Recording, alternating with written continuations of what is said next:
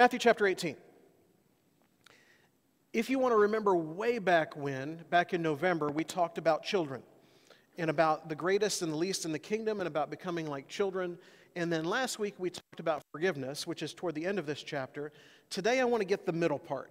And I went a little bit out of order intentionally because I think it fits well for what we're doing this way. But I want you to consider some things from Matthew chapter 18 this morning. If anyone causes one of these little ones who believe in me to stumble, it would be better for them to have a large millstone hung around their neck and to be drowned in the depths of the sea. Woe to the world because of the things that cause people to stumble. Such things must come, but woe to the person through whom they come. Causing someone to stumble is serious business. And I don't think we consider this very often. I think we have a tendency sometimes to get in our own little world, focused on our own things, and we forget the fact that the things I do affect other people, and the things that you do affect other people. And there are people within this room that are struggling with any number of things this morning. And you can, inadvertently or intentionally, steer them in any number of directions. Some of them good and more towards God, but worse, some of them in the other direction. And I don't think we consider ourselves to have that much power. I don't think we consider ourselves to be that important. I don't think we have that much influence. But in reality, we do. There are people who look up to us today. There are people in the things that you do. There are people in the example that you set that are affected in their spiritual walk by you, which sometimes is a nice thought, and other times should probably freak us out just a little bit. Because if you're like me, you fall short far too many times. There are times that we don't do the right thing. There are times that we don't react in the right way. I had a child this morning who said that he was feeling kind of sick. And I thought to myself, he doesn't want to sit and listen to me for the next half hour. He's a kid being a kid. And I immediately was kind of annoyed by it. And then he went in the bathroom and he threw up. And I thought, it was for real, wasn't it? I didn't get it. We drive by the Skate World over here in Springfield sometimes. And my wife has a great memory of Skate World. When she was in elementary school, she went to somebody's 10-year-old birthday party there. And while she was there, she fell and broke her wrist. And the girl did not want her to leave and ruin her party. And so she walked around with this hurt arm for the rest of the time there at the Skate World. And then her mom finally came to pick her up when it was over, and she said, I think I broke my arm. And her mom said, no, it's not broken. It's just, you just hurt it. Go to sleep. Day or so later, finally went to the doctor, x-rayed. Sure enough, broken arm. And the mom thought, worst mother ever award here. Sometimes we do the wrong thing, and we steer people in the wrong direction. And I don't know that we're all that conscious of it, but I hope we will try to be more aware of it. Because when we read here what Matthew writes, the idea of having a millstone tied around your neck and being flung into the sea, not something that sounds all that good. And we don't see a whole lot of millstones nowadays, but the millstone is a pretty large stone that they would use for milling grain. Big, the size of you kind of stone. And you don't want that around your neck and for you to be flung into the sea. And so we need to start thinking about our example. Now he continues on, and I might face this way part of the time. If your hand or foot causes you to stumble, cut it off and throw it away. It is better for you to enter life maimed or crippled than to have 2 hands or 2 feet and be thrown into the eternal fire. And if your eye causes you to stumble, gouge it out and throw it away. It is better for you to enter life with 1 eye than to have 2 eyes and be thrown into the fire of hell. We must take real action to avoid sin. And I don't think our culture clearly leads us this way anymore. And for a lot of us, we don't either. We find ourselves falling into sin and seem strangely surprised by it, even though it's happened 100 times before. We can't imagine how we ended up here, even though the series of actions that led us there are the same series of actions that led us there the first time. And oftentimes starting out with that same first. And I don't know what it is for you. I went into the Dairy Mart down on North Kenzie, or I can't remember where it is now. Cal Young. Dairy Mart down on Cal Young. I went in there. I won a trivia thing on the sports station. And I got a $10 gift card from the State Farm that's right there by the Dairy Mart. And so I got my gift card, and I went to the Dairy Mart and bought a Coke, Diet Coke, so I'm healthy. Got my Diet Coke, and I noticed a guy with lottery tickets. Now, this is not a sermon about the lottery, so don't leave now or anything like that. But the guy had lottery tickets. He's standing right outside the Dairy Mart scratching them off. And he got one that was a big winner of, I believe, $8. And he was excited about his $8, and he went back in and turned it in. And I was excited to see him get his $8 that he could go get a microwave taco or something. And he got his $8 instead back in more lottery tickets, which he then went out back to the porch of the Dairy Mart again and started scratching. Now, I know there's excitement in winning money and all that stuff, but it was a thing that kind of cycled on itself. And if you were to ask that guy where a lot of his money might be going, he would, if he were honest with you, would probably tell you a lot of money is going into the lottery tickets. And he would realize somewhere along the way that if he didn't have the money he was looking for, maybe there is a first step. I don't know what your sin issue is, but I know we all have one. If it is that place that you go that causes you to act in a way that you do not want to act as a Christian, you have to stop going to that place. Now, I can't force you to stop going. I can't stand at the door of that place waiting for you to come in so I can shake my head and look disapprovingly. You have to decide. You notice in this verse that we just read, it's not someone else is going to gouge out your eyes or cut off your hand. It is you doing those things. Now, I don't think that literally this is what he has in mind for us to do, but at the same time, I think what he wants to make clear to us is you have to be extreme sometimes in this. So if it is there are people that you hang around with and it always ends up in a bad place, you have to stop hanging around with those people. If there's a place that you go, you have to stop going to that place. If there are things that you watch, you have to stop watching those things. And these are all things that our culture would look at us and say, you're old-fashioned, you're backwards, it's just entertainment, it's just whatever it might be. But you know what affects your heart. Deep down you know. You will try to rationalize how it does not. You will try to explain it away, but you know. God puts that in you to know. And the question is, what do you then do with that? And Jesus would say, you've got to take some kind of action. It's not just going to take care of itself. See that you do not despise one of these little ones, in verse 11. For I tell you that there are angels in heaven, my Father in heaven. What do you think? If a man owns 100 sheep, one of them wanders away, will he not leave the 99 on the hills? And if he finds it, I tell you the truth, he is happier about that one sheep than about the 99 that did not wander off. In the same way, your Father in heaven is not willing that any of these little ones should be lost. The one matters to God. Now, I don't know about you, but we don't think that way a lot of the times. For a lot of us, the one is, if you've got 99 and you lose sight of one, you're excited about the 99 you still have. And you might look for the one for a little while, but not too long because it's not worth the trouble. God does not see it that way. God would look in our audience this morning, and he would, if we still had the picture board out there, then look at our picture board and look at faces that are there and not here, and he would be concerned about each and every one of those people. It's not enough that they were once here. It's not enough that there are still 100 and whatever of us in here. Each one of those people, because each one of those people matters to God, then each one of those people must in turn matter to us. Every one that we can have some kind of impact on to lead them towards Christ must also matter to us. How God has designed us to be. That's the job that he has given us to do. Sounds simple, doesn't it? All right? Don't lead people astray. If you've got a sin issue, then whatever it is that leads you into that sin, stop doing that thing or stop going to that place. And then if there's somebody who's fallen away, bring them back in. And then we all live in perfect harmony all the time. We all get along. We all agree on everything. It's all good. No. If your brother or sister sins, go. I'm going to start going from here instead.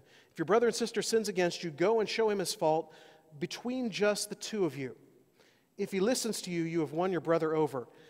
sometimes it can really be that easy. Now, this whole section here as we set up, I believe to be one of the biggest problems in churches today. We are not good at this part of Matthew 18. Now, we talked about forgiveness last time, and I think sometimes we're challenged there. We're challenged with grudges. But here, in how we go about handling it, everything sounds good when we're not sinning, when we're trying to not lead other people astray, but at some point, someone is going to wrong you. Someone's going to do something against you, whether it is intentional or not intentional, and then how do you handle it? Tyler and Sarah went on a really fun trip with Tyler's parents to the eastern part of Oregon. They kept putting pictures on Facebook. I would look at them and get jealous because I was not invited. I'm part of the family too, am I not? I'm not invited. And so I'm going to get together with Larry and Shirley at lunch today, and I'm going to talk about how Tyler and Sarah do not care about me.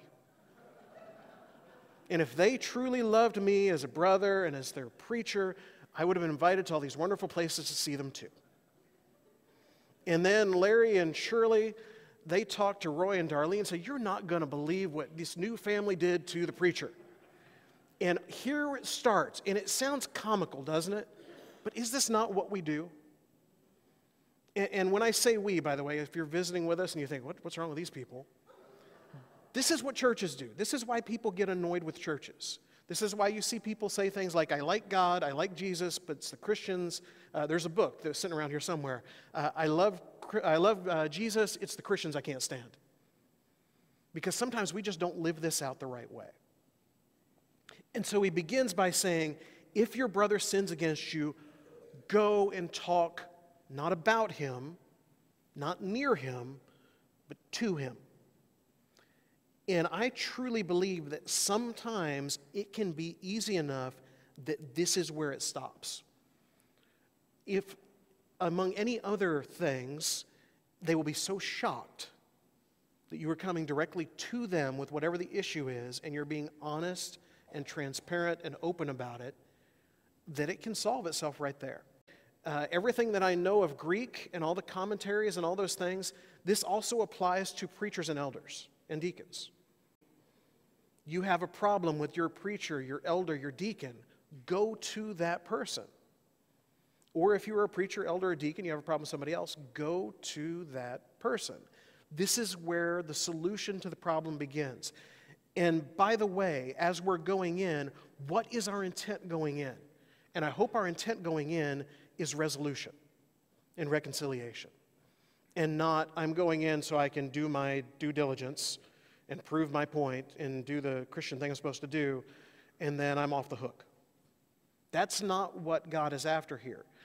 The way Luke would put it, as he speaks about this in Luke 17, is, and if he repents, then it's all good. You've won him back. The relationship is okay again. That's what you're looking for. You're looking for a resolution to it. Secondly, if they will not listen, take one or two others along so that every matter may be established. Why do I keep looking at that? Every matter may be established by the testimony of 2 or 3 witnesses.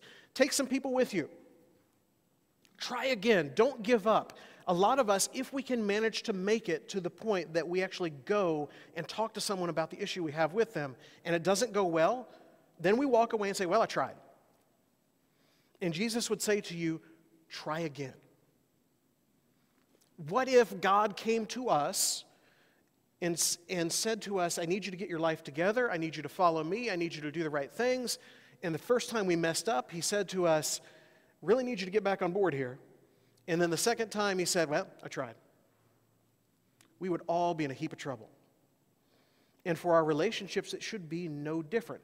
Try again. Now, I will tell you, when you take these 1 or 2 others with you to talk this thing through, I don't think what he's after here is build a coalition of people who feel the way that you feel, who understand just how wronged you were, and then go and talk to those people. No, this is take some witnesses with you. Take some people, hopefully, that are neutral parties with you. Or maybe take somebody that agrees with you and somebody that agrees with the other person with you. And then let's try to sort this thing out again. But Jesus understands that even there, as you go on this extra step, it's not always going to solve the problem. If he refuses to listen to them, in verse 17, if he refuses to listen to them, tell it to the church, If he refuses to listen to even the church, treat him as you would a pagan or a tax collector. Be the church. This is why there is a church, among a whole lot of other reasons, but one of them being sometimes we need to, together as a group, sort things out. And so if there is someone who has sinned against you, go talk to them, go back and take witnesses, and if that doesn't work, then let's get the church involved in being the church. Because again, what we're seeking here is not who's right and who's wrong.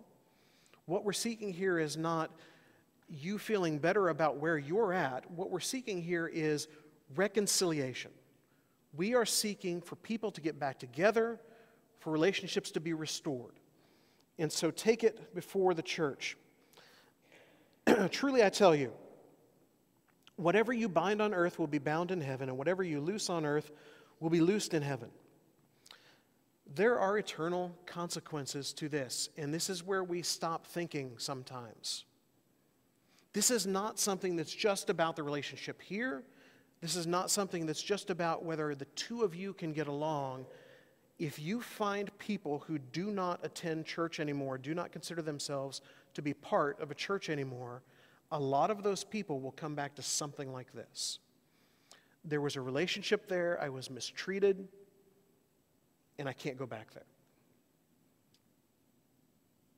And think back to where we began. It'd be better to have a millstone tied around your neck than to have caused someone to stumble and to fall away. We don't want the reason that someone is not here anymore to be me or to be you. So we have to fix those things. That has eternal consequences. Again, I tell you that if two of you on earth agree about anything you ask for, it will be done for you by my Father in heaven. For where two or three come together in my name, there I am with them. God desires reconciliation. And by the way, as we hit the end of the scripture, that one you've thought all this time was about when people are together, God is there, isn't about what we use it for most of the time. We usually talk about that and, if four of us get together and we're going to sing some songs and pray, and God is there. And I'm not denying God is there, but that's not what this verse is for. What this verse is for is if you are truly trying to reconcile a relationship that has been messed up because of sin, God wants to be involved in that. And I don't know about you, but in my life, I am always looking for more places that God can get involved. I always like places where I feel like I am in the presence of God. And too often we think of those times as we're somewhere together and the singing was just amazing, or we're on the top of a mountain, or we're over on the coast at sunset and God is there. Do you think of when I am hashing out something very difficult with someone I care about, who is a brother or sister, God is there? Because that's what he has just told us. That as we are there going through the difficulty, the tears, the frustrations, trying to make these things right, God is there. This is what God does. This is what he is about. This is who he is. So this morning, things get complicated, don't they? I mean, we would like for the Christian walk to be simple and easy and everything to go the right way when you do the right thing, but unfortunately, things get complicated. Like they do in every other aspect of life. Every time you think you've got it figured out financially and a surprise comes your way. Every time you think you've got marriage figured out and you do something stupid again. Every time you think you have parenting figured out and then one of your kids asks you a question that makes you want to scream. Everything in life, every time you think you've got your job figured out and it throws you another curve. Our walk with God can be the same way. Every time we think we've got it all figured out and everything is smooth sailing, something else comes along, and what do? When it comes to our brothers and our sisters, it's not enough to just walk away. It's not enough to leave one church and go to another one. It's not enough to pretend they don't exist. It's not enough to make sure they sit over there and you sit over there. None of those things are solutions. None of those things bring along reconciliation, and none of those things put us into the presence of God. God desires that we fix it. He desires that we fix it by going to the person. He desires that we fix it by going to the person with others if that's necessary, and by bringing it into the church if all else fails. And this morning, I hope we will do the same thing. I hope we will be people that want to have relationships with each other. I hope we will be people that are not content with the things that divide us. I hope we will be people that want to be unified in Christ because He wants to be unified with us. And this morning, if you have needs along those roads, then you need to do something about it. If you go back to the early part of the sermon and it's a sin issue for you, then you have to figure out a way to fix that. Now, it's not always the easiest to do it alone. I think that's another reason that we have church, because what you will find is whatever sin you're dealing with, I would just about guarantee you there's someone else in the room that's dealing with it too. And maybe it's together that we solve some of these things. But it's being practical and real that we solve these things. If there's something that leads you to sin, you have to stop that thing and go into that place. If there's a brother who has sinned against you, you've got to fix and mend those fences. And let's all realize that we are an example to somebody else in the walk that we walk. This morning, if you'd like to take him on into baptism, if there's something that we can pray about, or if there's something you need to share with the church that we can help on together, come as we stand and sing.